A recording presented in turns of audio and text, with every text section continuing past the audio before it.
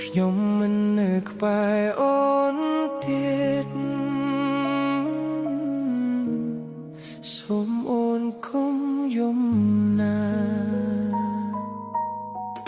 ខ្ញុំដឹងថាស្នេហាយើងមិនអាចបន្ដូចមុនពេលវេលាបានបងរៀនឲ្យយើងត្រូវបែកគ្នាទួមបែរងខ្ញុំនៅស្រឡាញ់តែក៏ត្រូវរៀនដើរចេញដើម្បីឲ្យអូនរកឃើញសុភមង្គលថ្មីបើថ្ងៃណាមួយខ្ញុំខ្លាយជាមនុស្សអតីតសូមអូនកុំយំណាសម្រាប់មនុស្សដូចខ្ញុំបើស្នាប់ខ្ញុំអូនកុំយំណាรู้บันเตยเนียนសុភមង្គលคงទុកទឹកខេសម្រាប់មនុស្សដែលឆាកចេញបើថ្ងៃណានឹកខ្ញុំសូមញញឹមជំនួសការយំត្រូវយ៉ាងហើយមកយើងធ្លាប់ស្រឡាញ់គ្នាពិតអនុស្សាវរីយ៍ដែលមាន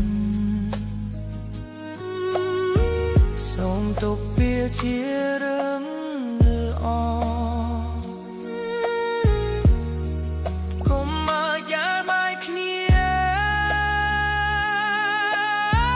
ខ្លាយជាបន្ទុកចិត្តណោខ្ញុំចង់ឲ្យអូនដើរទៅជួបមនុស្សដែលល្អជាងខ្ញុំមនុស្សដែលអាចថែរក្សាបេះដូងពនបាក់ឡងទោះថ្ងៃណាមួយខ្ញុំមិននៅក៏ចង់ឲ្យអូនដឹងថា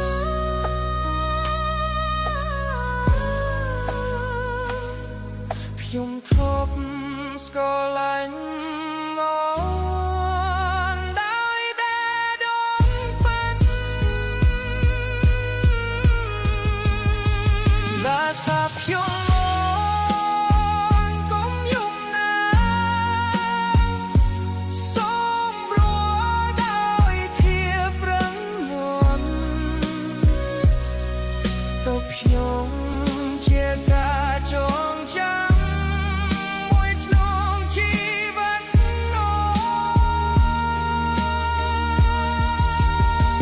បើអូនឃើញរូបថតចាស់ចាសូមញញឹមបន្តិចក្រមុំនោមណានៅតែជូនពរពីឆ្ងាយស្នេហាខ្លះមិននៅរហូត